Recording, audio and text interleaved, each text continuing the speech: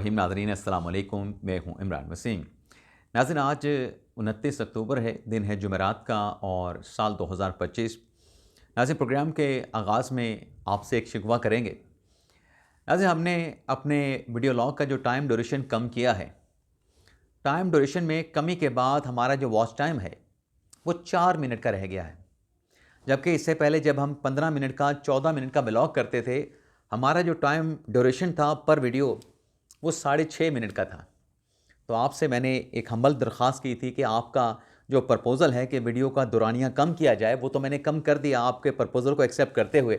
लेकिन बदले में आपसे एक हम्बल सी रिक्वेस्ट की थी, आपसे मैंने ये मांगा था कि आपने फिर हमारी वीडियो को पूरा देखना है, आखिर तक देखना है।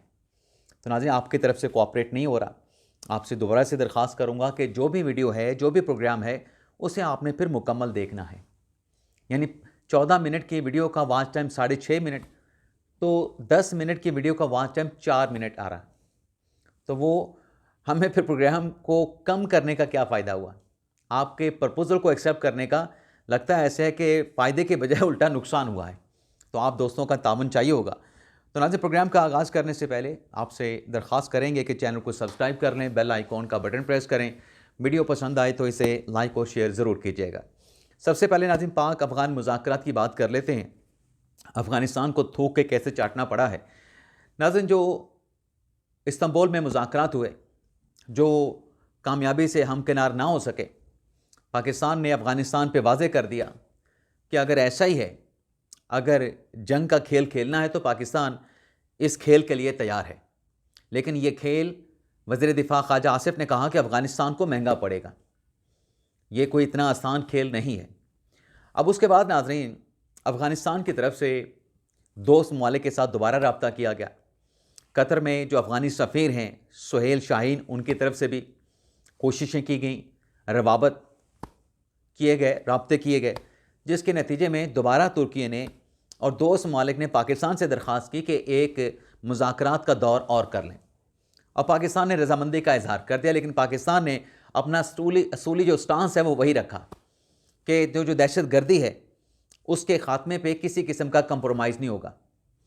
अब नाज़रीन अब तक की इतलात ये हैं कि इस्तांबुल में दोबारा से पाक अफ़गान मुज़ाकरात शुरू हो चुके हैं।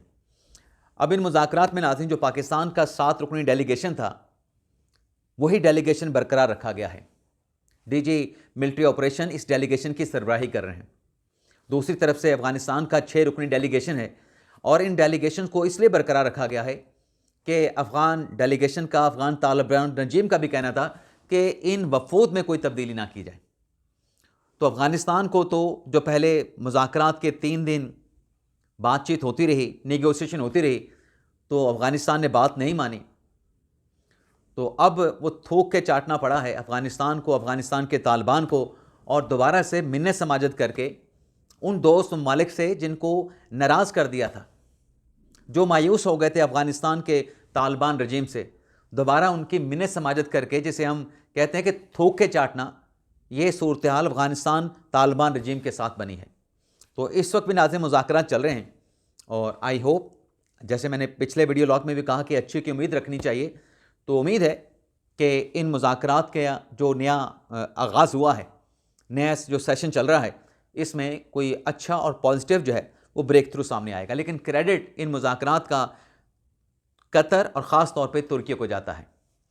अब नाज़रीन बात कर लेते हैं कि आर्मी चीफ ने क्या फ़ैसला किया है। नाज़रीन एक तो सुप्रीम कोर्ट का फ़ैसला भी अफ़गानिस्तान से जुड़ा है, अफ़गानियों से जुड़ा है, जिसमें पेशावर हाई कोर्ट का फ़ैसला ये था कि अगर पाकिस्तानी किसी खातून के साथ कोई अफ़गानी शादी कर लेता है, उसको नेशनैलिटी दे दी जाए। सुप्रीम कोर्ट ने आज ये फ़ैसला सस्पेंड कर दिया है पेशावर हाई कोर्ट का, नोटिस जारी करके केस को आइंदा तारीख पर समाअत के लिए मुकर्रर करने और फैसले की तारीख दे दी गई है।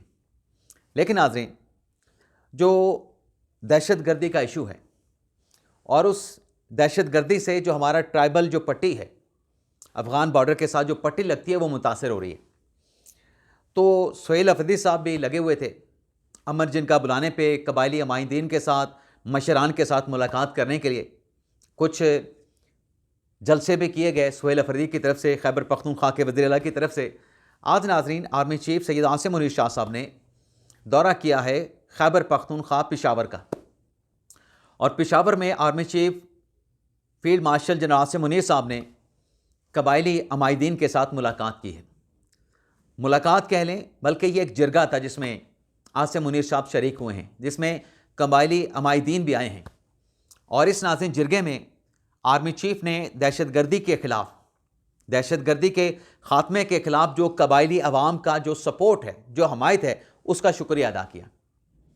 और इस मुलाकात में आर्मी चीफ सैयद आसिम मुनीर साहब ने इस बात का यकीन दिलाया है कबायली अमायदीन को कि जो दहशतगर्दी है, क्रॉस बॉर्डर जो टेररिज्म है, अफ़गानिस्तान हमारा ब्रादर मुल्क है, तारीख़ी उनके साथ ताल्लुकात हैं, लेकिन क्रॉस बॉर्डर जो टेररिज्म है, इस पर किसी किस्म का समझौता नहीं किया जाएगा।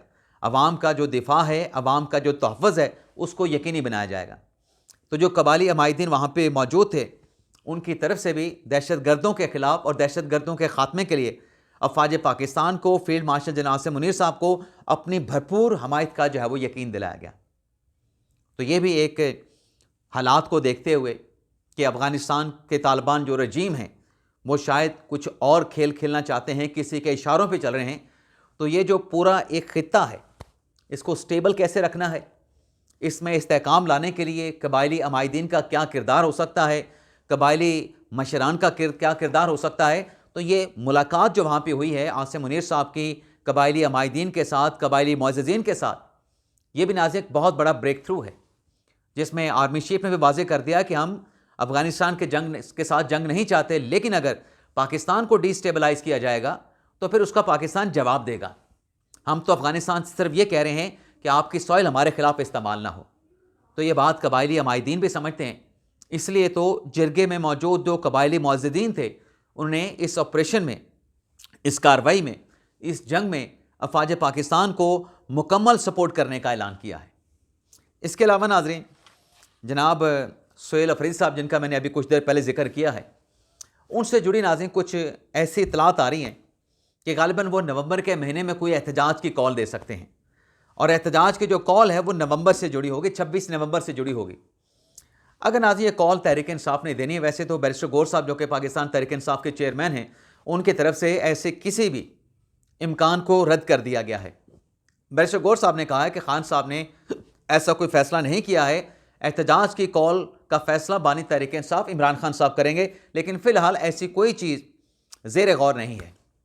लेकिन आज अगर 26 नवंबर का जो इंसिडेंट है, जो मामला है, उस पर अगर तहरीक इंसाफ ये कहती है कि हमने उसकी कोई एनिवर्सरी या जो भी हमने करना है, बरसी करनी है, एनिवर्सरी करना है, जो भी उन्होंने करना है, तो सबसे पहले तो तहरीक इंसाफ को इस बात का जवाब देना चाहिए कि आपने अदालत में एक 26 नवंबर के हवाले से पटिशन दायर की थी, उस पटिशन का क्या बना? आपके चेयरमैन ने आज तक उस पटिशन में परसू करते हुए, पेश होते हुए अपना बयान कलमबंद क्यों नहीं करवाया? जिसमें आपने नवाज शरीफ को एक्यूज़ बनाया, जिसमें आपने अपना शहबाज शरीफ को एक्यूज़ बनाया, आपने मोहसिन नकवी को फरीक बनाया, आपने आज़म तारड़ को मुल्ज़म बनाया, आपने अता तारड़ को मुल्ज़म बनाया। जनवरी से वो केस आपने फाइल किया है। आपका चेयरमैन कभी वो पेश नहीं होता, कभी चेयरमैन का जो वकील है लतीफ़ खोसा वो पेश नहीं होते। अगर आपका इतना मजबूत नैरेटिव है 26 नवंबर 2024 के हवाले से, तो अदालत में इस केस को चलाते, अपना बयान कलमबंद करवाते। अभी तो पहली हेयरिंग ही आगे नहीं बढ़ सकी। पूछे ना अपने चेयरमैन से, लतीफ़ खोसा साहब से, कि क्यों अपना बयान कलमबंद नहीं करवाते। तो लेकिन बहरहाल कहा जा रहा है कि ये एहतजाज की कॉल किसी वक्त भी दी जा सकती है, लेकिन बैरिस्टर गौर साहब जो हैं इस मामले से इनकार कर रहे हैं। इसके अलावा नाज़रीन, कश्मीर की जो बाउंड्री है, LOC है, वहाँ पे पाक भारत झड़पें हुई हैं। इन झड़पों के नतीजे में एक शख्स ज़ख्मी हुआ है। और इसके अलावा वज़ीरिस्तान की साइड से दरअंदाजी की कोशिश की गई, उस दरअंदाजी को नाकाम बनाया गया है। 15 जो फितनतुल ख़ारिज थे उनको जहन्नम वासिल किया गया है। इसके साथ साथ TLP का एक अहम रहनुमा फजलुल्लाह, उसको भी सिक्योरिटी फोर्सेस ने सिक्योरिटी ज़राए के मुताबिक ठिकाने लगा दिया है, यानी उसको हलाक कर दिया गया है। इसके अलावा नाज़रीन, सिक्योरिटी फोर्सेस ने बलूचिस्तान की अगर हम बात करें तो बलूचिस्तान में BLA के 6 जो करिंदे थे उनको जहन्नम वासिल किया गया है।